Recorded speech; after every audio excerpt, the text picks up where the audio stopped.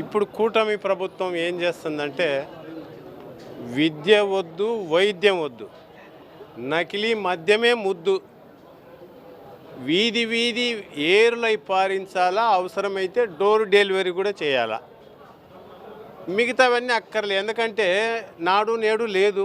అంత తిప్పలబడి జగన్మోహన్ రెడ్డి గారు వేల కోట్ల రూపాయలు ఖర్చు పెట్టి ఎక్కడ కార్పొరేట్ స్కూళ్ళకు ధీటుగా నాడు నేడు పైన స్కూళ్ళు డెవలప్ చేశాడు.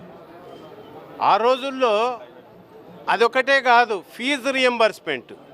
ఇవాళ వీళ్ళు ఇచ్చిన హామీలలో విద్య శూన్యమైపోయింది, వైద్యము శూన్యమైపోయింది. ఇవాళ వైద్యము స్వాతంత్రం వచ్చిన వాళ్ళ నుంచి కూడా 11 కాలేజీలు ఉంటే స్వాతంత్రం 70 సంవత్సరాల్లో చేయలేనటువంటి పని జగన్మోహన్ రెడ్డి గారు చేసి చూపించినారు. 17 మెడికల్ కాలేజీలను ఒకటేసారి తెచ్చి అందులో ఆయన టైంలో 5 కాలేజీలు ఒకటేసారి ఓపెన్ చేసినటువంటి పరిస్థితి జగన్మోహన్ రెడ్డి గారు చేస్తే, ఇవాళ అవన్నీ ఏమొద్దు, అన్నీ ప్రైవేట్ పరం చేద్దాం. చివరికి ఈ కూటమి ప్రభుత్వం ఏముందంటే ఏది ఏమైనా ఈ పీరియడ్ అయిపోయేలోపు ఆంధ్రప్రదేశ్ మొత్తాన్ని తాకట్టు పెట్టి ప్రైవేట్ వాళ్ళకు ఒప్పజెప్పిన ఆశ్చర్యపోనక్కర్లేదు. ఎందుకంటే ఇప్పటికే 2 లక్షల కోట్ల రూపాయలు అప్పులు చేసి ఏం చేసినట్టు వాళ్ళు